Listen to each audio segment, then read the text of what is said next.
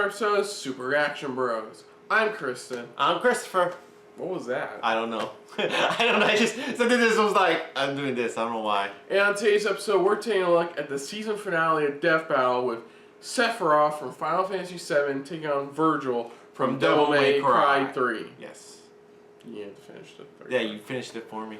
So, I honestly didn't fully want to do this one, to be honest. He did mainly because I know a lot enough. He knows enough, just enough to. Yeah, for both of them. Why didn't you want to watch it exactly? I don't know. Like, I like Vergil. He's not my favorite character, but he's cool. And I've never been really into Sephiroth. Well, like you said, the only thing, the only two things I like about Vergil is A, he's related to Dante, and B, he's voiced by a Power Ranger. Yeah, exactly. An English dub. Yeah, English dub version. I don't know. I wanted to watch this because, like I said, it's a character. Like I said, we normally do ones that we both pretty much know of really very well. And like I said, I may not play. I have not played a lot of Devil May Cry, but from him playing a lot, I hear a lot about it, and I know these characters. And of course, Final Fantasy. I love the Final Fantasy VII. I love, I still want to get the new. I still haven't got the newest one pretty much, but I still want to get it. But wait. What do you mean newest one? Remake isn't even haven't got released. I'm sorry, not the remake one. The Final Fantasy. The Dissidia game. Not the Dissidia one. Golly, the one where they're driving the car. Wasn't that 14 or 15? I think. 15. 15. Thank you. How does that? You said that's to do with Sephiroth. No, what I'm saying. Okay, I'm talking about overall Final Fantasy. I'm saying. Oh. How pretty much I'm into. For Final Fantasy, I have played Final Fantasy VII. I played a few in between. Well, I've never played Final Fantasy VII. That's the other reason I was like not really behind doing this one, but I still have a bit of interest to see who would win. Yeah, exactly. Normally we would do our picks of who we would want to see win. I don't know if you want to pick right now or just wait till halfway. Probably wait till halfway. Halfway. All right. Let's just see. All right. Let's just dive right into this for Sephiroth versus Vergil, Final Fantasy vs Devil May Cry 3, Death Battle. So here we go.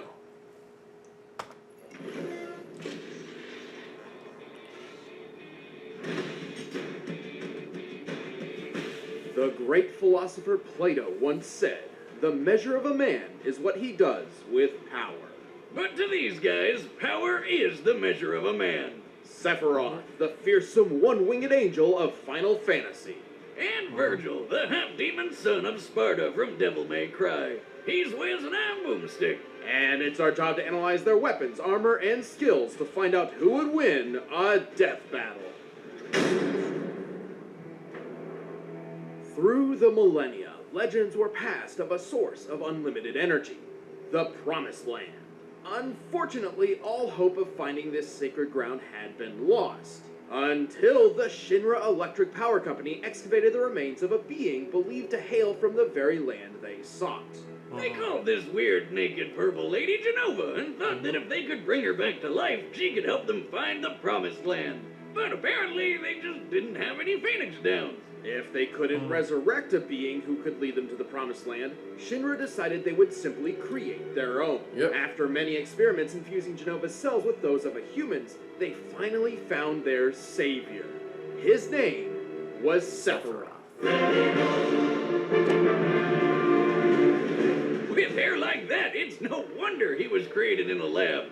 Look at how majestic that mane is. According to Final Fantasy lore, Sephiroth has to use an entire bottle of shampoo and conditioner every single time he bathes. Why do you know that? Did you join his fan club or something? For research. But Shinra wasn't interested in Sephiroth for his hair. Instead, he was an essential part of their soldier program. Wait. This electric company has their own private military? Yep. I'd hate to miss a payment with those guys, especially if they sent Sep after me. I mean, look at the ridiculously long sword he keeps with him. That's his Masamune. This 7'2" behemoth of a blade is a lot like the Nodachi swords they used back in feudal Japan. But instead of wielding something long with two hands like those, Sephiroth only needs one. Even that speaks nothing of his effectiveness as a warrior. Yeah, you know when people spread legends of someone, they usually make him out to be even better than he really is? It's the total opposite with Sephiroth. With his superhuman speed, strength, and durability, Sephiroth was instrumental in ensuring Shinra's victory in the Wutai War, conquering the last free nation on the planet. He returned home a legend. But all those warm, fuzzy feelings of victory didn't last long. While on a mission to the town of Nibelheim, Sephiroth found a bunch of books on the Genova Project. That's when he discovered he was a secret science project the whole time. The truth crushed Sephiroth and drove him mad. In a rage, he annihilated Nibelheim, but was stopped by a mercenary named Cloud Strife. Sephiroth was impaled by the Buster Sword and fell to his death. Oh, well, that's disappointing. Skill match. Which is what I would have said if Sephiroth hadn't dropped into a hole in the ground that led him to the giant Windows screensaver called the life stream. The life stream is a buried river of energy which basically maintains life across the planet. Normally, merging with the life stream is the equivalent of entering the afterlife, but not for Sephiroth. And this is where things get weird, so buckle up. Still conscious, Sephiroth's essence floated through the life stream for years until he absorbed enough energy to rebuild his body. With the energy of the life stream, he could control other beings with Genova cells. Including the corpse of Genova, who he manipulated like a puppet and disguised as himself. Oh, what the hell? That's his mom? Who would do that to their own mom? I mean, I know she's a genocidal alien monster, but come on. Probably makes a good breakfast. But Sephiroth's descent into the life stream offered him even more. It transformed him from a mere super soldier into the most dangerous being on the planet. He's strong enough to throw a man hundreds of feet skyward, move at supersonic speeds, and withstand brutal stab wounds through vital organs. He's got illusion powers that can trick people by creating an entirely fake scenario. He can lift people with his mind, including himself, and then he can just fly. That's how it works, right? Additionally, Sephiroth can cast magic thanks to his on-hand materia. Materia is crystallized life energy which grants different powers according to the type of materia used. This lets Sephi attack with fire, lightning, ice, and earth-based magic. He can block attacks with barrier and reflect, and heal himself with cure and regen. And ever since jumping into the life stream, he's had unlimited access to his magical powers. With his new godlike abilities, Sephiroth began a plan to stop mankind from drying up the planet's life force. That doesn't sound so scary. Does that mean he's an environmentalist, or...? But to do this, he decided to use black materia to summon a giant meteor to destroy the planet and absorb all of its life energy for himself. So, like, an opposite environmentalist. A planet vampire. I mean, we're talking about a guy who kicked a dude through solid concrete, murdered the crap out of a 30-foot serpent with a spike through the face, and tanked a dragon's flamethrower attack without even getting a teensy bit hurt. A particularly impressive feat considering this attack was capable of one-shotting fellow soldier Zack Fair. Wiz, you may need to up your prescription, because that's definitely Cloud. No. Cloud was just recalling false memories there. It was really Zack. However, it was Cloud who impaled Sephiroth pre-livestream with the Buster Sword. And holy God, is it huge! It's like 2 feet wide! You'd think a stab from that thing would just cut him in half. But Sep just kind of shook it off. And in his rematch with Cloud, he blocked an attack strong enough to crater the metal around him. Considering the diameter of the crater, the surface area of Sephiroth's feet, and assuming the most likely steel composition, I estimate this attack to equal nearly 1,600 tons of force. Sephiroth can use that wicked sword to stab and lift wannabe heroes by their ribcage, slice through skyscrapers, and shoot energy beams that can shred these huge Mako cannons. And from the life stream, Sephi figured out he could create new bodies or even take on other forms. These forms greatly resemble certain creatures found in Christian and Jewish mythology. He certainly looks the part when he goes into his ultimate form. Regardless, Sephiroth does possess a single black wing, a blatant symbol of his fall from grace. So basically Final Fantasy does everything it can to not be subtle. Just like Sephiroth's most devastating attack, Supernova, which decimates an entire solar system. Wait, if Zeph is that powerful, how does anyone ever beat him? Don't get the wrong idea here. There's a lot of debate over how Supernova actually works, but I think it's pretty clear that Sephiroth isn't creating the explosion himself. Rather, he's transporting his foes to a specific point in time within an alternate dimension. Careful, Wiz, don't sell him short. Just look at it. When he uses the attack, reality literally crumbles away like glass. This is identical to the animation for certain summoned creatures. According to the official Crisis Core Complete guide, summons draw their targets into their own space in order to attack, and this is no different.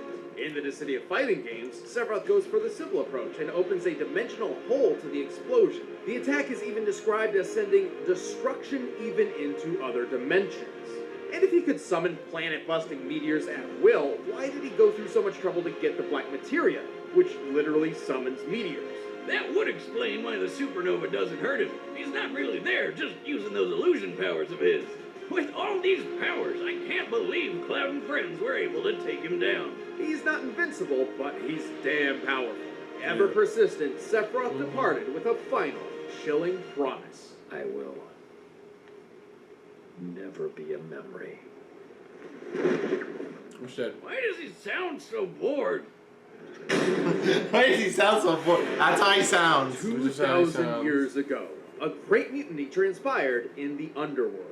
The demon warrior Sparta rebelled against his evil master, Mundus. To protect the world, Sparta did his best to seal the connection between Hell and Earth. But then Sparta got lonely, or maybe it was just a sausage fest in there. Either way, he stuck out of hell long enough to knock up this chick named Eva, and she popped out a couple of awesome demon slayers. Nice choice. You may remember the younger of the two, Dante. Okay. Oh yeah, he fought that witch chick with the hair. But the By the way, eldest Dante and won that potentially one. deadliest brother was the one and only Vergil. Vergil and Dante were rivals from birth. Dante was a goofball. Vergil was serious. Dante hated his being a demon, and Vergil loved it. It's that classic odd couple scenario. But then one fateful day, in an act of vengeance against the late Sparta, a group of rogue demons separated the two brothers and killed their mother. Vergil was believed to be dead. But in reality, Vergil survived and set out on his own path to seek his father's immense power for himself. And he's 100% equipped to be a butt-kicking demon slayer just like his pops. As a half-demon, Vergil can jump several times his own height, move at supersonic speeds, and heal himself quickly, kind of like that Wolverine guy. He can tough out getting stabbed through the lungs, intestines, the heart, body parts I'm pretty sure most people need. Not if my experiment has anything to say about it. You say something, Wiz? I said not if Vergil's abilities have anything to say about it. Well, sadly, for any human demon or human demon who gets in his way, Vergil also happens to carry some extra deadly weapons on hand, including a spiffy katana called Tomato. Yamato. Yamato. It's said that this sword can cut through anything, even dimensions, and probably tomatoes. Actually, Yamato is the exact thing Sparta used to seal hell from Earth in the first place. Vergil's sword-fighting prowess draws from his Dark Slayer fighting style, which emphasizes teleportation, lightning-quick movements, and even quicker slashes straight from the sheath. Yep. This technique is directly influenced by Iai Jutsu, the real-life Japanese art of the quick draw. And thanks to Vergil's demonic powers, he can attack so fast the blade seems invisible. Yeah, the only thing better I've than seen that. fighting with one sword is fighting with 8. With Vergil's Like- ghostly summoned swords, he can turn himself into a living Beyblade, fire them like a machine gun, or make it rain! Blades may be Vergil's bread and butter, but if he needs to focus on brute strength, he switches to Beowulf. He can charge up blink-of-an-eye punches and kicks that hit like a cement truck made of lead and KO some of the toughest demons in just a few hits. And hey, looks like he digs Street Fighter. There's one more trick up Vergil's sleeve. Thanks to his demon blood, he can access a form known as Devil Trigger, and this mode amplifies everything. His strength, speed, and healing all get a huge boost, making him several times deadlier than before. Plus, he just looks badass. In his quest to become as Yeah, his powerful Devil May as Cry his father, form Vergil's version abilities looks skyrocket. badass. Yeah. He's taken down dozens of demons in the blink of an eye. Yeah, the footage they're and showing is from escaped an Devil May illusion Cry from 4 the Special Silver Edition, Arkham, which Yeah. makes where they let all you people play go Vergil crazy. in that one. But if anything's gonna show off what a son of Sparta can really do, it's pitting him against his bro. Sure, Vergil can easily avoid Dante's bullets, but why dodge them when you can spin your sword, line them all up, and fire them back? Like a boss. In the same battle, they briefly created a 12-foot diameter open space in a heavy rainstorm with Oh, yeah, nothing that but was their a hell of a- sword swing. That's a really On cool average, cutscene. storms can fill a cubic foot space with as many as 30 raindrops. So Vergil and Dante must have destroyed 108,000 raindrops in less than a second. If Vergil can swing his sword that fast, I bet he'd make a killing mowing lawns, or chopping meat at the deli, or even haircuts, or doing that thing where he chops bad guys to pieces so fast they don't even realize they're dead yet. Like when he fought Beowulf.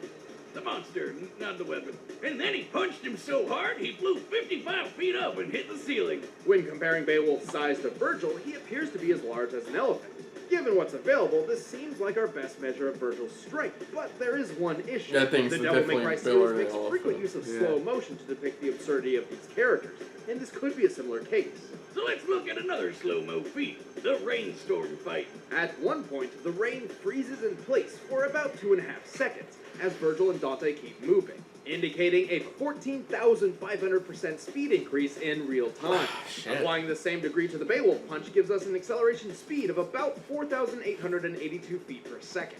With that in mind, we can apply our previous data to deduce the maximum height sans ceiling, and determine Vergil's striking strength to be nearly 720 million newtons of force. That's a lot. It matches Vergil's incredible toughness, too. We already mentioned his super healing factor, but it's even more overpowered than you think. Vergil once got completely cut in half, but healed so fast that it's impossible to even notice. Yeah. And his regeneration ability can be worn down. Yeah, that's how this weird jester guy beat him. But it takes a lot to pull off, and Vergil can always just use Yamato to hop through dimensions to get away if he wants.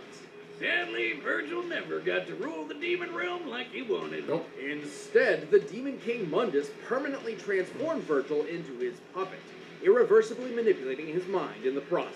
And then Dante kind of, exploded him. But 1 or 2 losses against someone who's basically goddamn Satan hardly makes him a weakling. Hell and Earth And tremble there's before the power of I don't know if they confirm this or not, but Nero from Devil May Cry 4 is most likely his son, Vergil's son. You can see it. Main reason to have this theory is because you can see it in Devil Trigger form, which is, if you see it, it's a giant like spiritual form that kind of looks like Nello and yeah. But before we get I don't know to if they bloody confirmed that or slicing not. and dicing, pick up some Blue Apron and slice and dice in your kitchen. Commercial.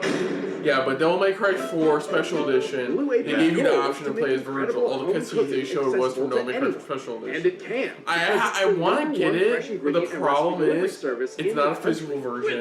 America only got physical, digital release. Blue Apron delivers I fresh, already had the pre-portioned game on ingredients PS3, and so. step-by-step recipes Yeah, right to you're your okay. door that can be cooked in under 45 minutes. I'm hoping The for menu changes Vergil, every but it's week probably based gonna be on what's Sephiroth. in season So. and is designed by Blue Apron's in-house culinary team. I'm hoping for You choose the plan that Vergil, works it's probably best gonna be for you. Sephiroth. Whether you're making a meal I'm for thinking 2 it's gonna people be, or your family of Sephiroth as 4, well. there's tons of new recipes to I'll be choose shocked from if each it's week. Vergil. And if you but want we'll more than find out. one, go Yeah. for it. Depending on your plan, you can pick 2 to 4 meals from Blue Apron's delicious recipes every week.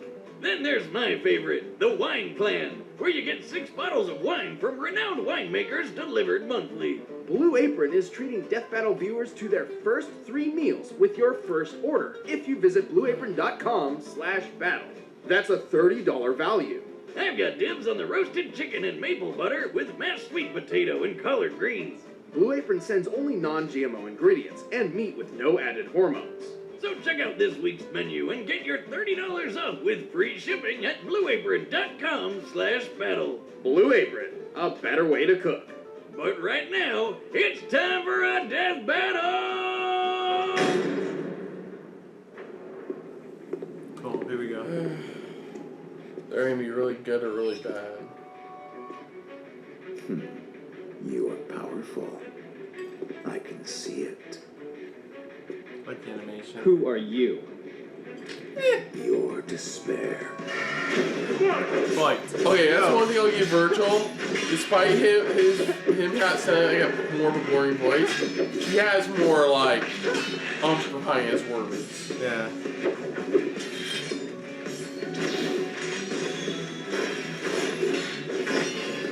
Beowulf. Interesting. He just went straight switched up. Yeah.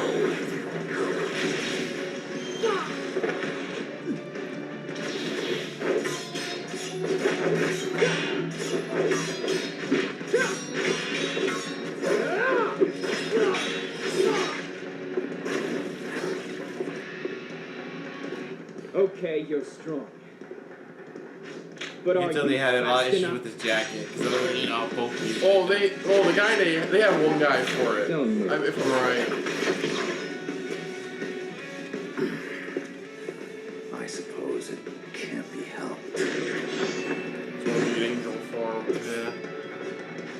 Oh, yeah, I can beat Sephiroth. Just give me a 13-year-old kid and a giant weapon in the shape of a key.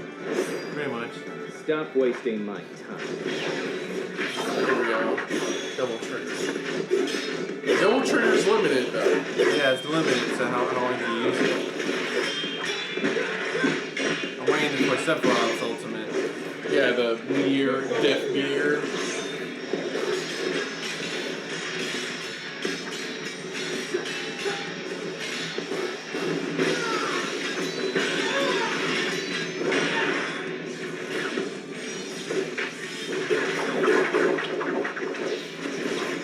Damn, I'm trying to keep up. Behold Yeah. the truth. Oh yeah, that's right. He has the cure magic ability. Yeah. What is that? Yeah, it's Supernova. Supernova. It appears the fabric of our dimension. So That's it's cool. an illusion to disguise this. Witness oblivion. Yeah, I think we were right. We called it. Oh shit. Maybe? I'm free. No. No, they were wrong. So you are. Called it. Yeah, we did it. Yeah. Dude can summon a giant reality-bending meteor. I mean, Yeah. Extremely powerful. I'm shocked that he was able to but survive it. Sephiroth's cunning and stronger abilities led to his victory. Wait a minute, I thought the lore said Vergil's sword could cut through anything. Why didn't it cut through Sephiroth's sword? Yamato was a unique weapon, but its legend clearly exaggerated. On multiple occasions, That's right. it clashed with Dante's blade and even a common rocket launcher without cutting through either, and sometimes requires an exuberant amount of force to cut through tougher material. But let's discuss the real facts. Like strength. So Vergil with Beowulf could do 720 million newtons, right? But there aren't a lot of good Sephi strength feats to compare. First, let's compare Sephiroth to a fellow first-class member of the soldier fighting force, who had also been experimented on with Genova cells, Zack Fair. Remember him? He's the Knot Cloud guy who fought that dragon. At his peak, Zack could cut through a large metal door with one swing, seemingly with most of his strength. Given the size and width of the door, this feat's sheer strength. this is where people start hating Nif Battle. I know, this is where they start Where they have to, They when they search for anything, They have to put in the sign. anything, they have to like Putting Sephiroth's strength really output at nitty over gritty 3 Yeah. billion find it newtons. something. That's almost as much force as 30 Hiroshima bombs. Strength isn't everything, though. Vergil was technically faster than Sephi, but Sephiroth has handled people at similar speeds before. Plus, Sephiroth could survive plenty of hits because his healing power is broken. The capabilities of Vergil's healing factor was nearly unprecedented, but it had its limits. In contrast, Sephiroth's healing abilities were only limited by his pool of magic, which Yeah. was unlimited. Yeah, He that's, also had to take some time to cast each healing spell, but that's why he distracted Vergil with his illusions. We Why know he did Vergil it, was yeah. susceptible to illusionary and mental attacks, as it's happened to him multiple times and even led to his in-canon demise. And Sephiroth's illusions could hide his ultimate technique. Yeah, Vergil's healing was pretty awesome, but it was never gonna hold up under an exploding sun to the face. Vergil put up a good fight, but he couldn't match Sephiroth's superior strength, magic, and techniques. Looks like this devil's cried for the last time. The winner is Sephiroth. That's true. Hey, I'm Chad, I play Boomstick. Ben, I play Wiz. If you want to get the fight music for this episode of Death Battle, just click the link in the description and you can pick it up on iTunes. You can get music from Thor vs. Wonder Woman, Naruto vs. Ichigo, a bunch of death Yeah, I battles. guess And if you it's want season exclusive finale. commentary on Yeah, this I episode, said. then click Yeah. that box right over there in the corner. Thank you so much for... So, we called it pretty much. It was gonna it was gonna be Sephiroth, and you get despite that massive attack he was gonna pull, we were like, wait for it. That's why at first when he survived, we were like, wait, and then right to the chest. There we go. yeah, the unlimited magic thing is pretty much what screwed over Vergil. Yeah, pretty much. I mean, there was Yeah, it was a fine death battle, but it was really obvious, like, from the get-go. Sephiroth was probably going to have an upper hand overall. Yeah. Considering his feats from Final Fantasy VII, Oh yeah, most definitely. Advent Children, and Crisis Core. Yeah, pretty much. So yeah, it was a fairly fine death battle. And, I mean, it was fine. I think, I wasn't, like I said, I'm not a really big fan of Vergil, and Sephiroth is just an emo little bitch, so, you know. Yeah, pretty much. That's all he is. Yeah, so that's all he really was. But I like the animation. They did a great job. And like we were saying before, you're going to get a lot of people who may disagree because of maybe certain other things. But again, they do all their research and put the math to its test and things like that. So who knows? Like I said, we thought it was pretty much a good fair fight until the end when it's like he was just going to use that ultimate attack. Yeah, so, yeah, other than that, if you're new to the channel, you can hit the like button. If you want to talk some more about stuff like this, comment down below. If you want to share us around, share it around, and if you like just a little bit more than anybody else when it comes to talking about stuff like this, hit the subscribe button down below, and if you're also mobile, hit that bell icon. Let us know what you thought of the fight. Were you in disagreement? Were you in agreement? I mean, if you disagreed with it, you know, you could probably let us know down below what you thought of it, pretty much. Why maybe Vergil should have won instead of Sephiroth. But overall, just put down what you thought of this, and then pretty much tell us any other future fights you wouldn't mind see them possibly doing in the future for next season. But again, put down what you thought of our reaction, and most of all, thank you for watching. So until next time, I'm Kristen. I'm Christopher. And this was another Death Battlefield episode of SRB. See ya. Later. Hey guys, thanks for watching. Yeah, and if you want to see any more of our videos, check out the playlist links down below in the description. And you can also check out our Twitter account pretty much down below at Super React Bros.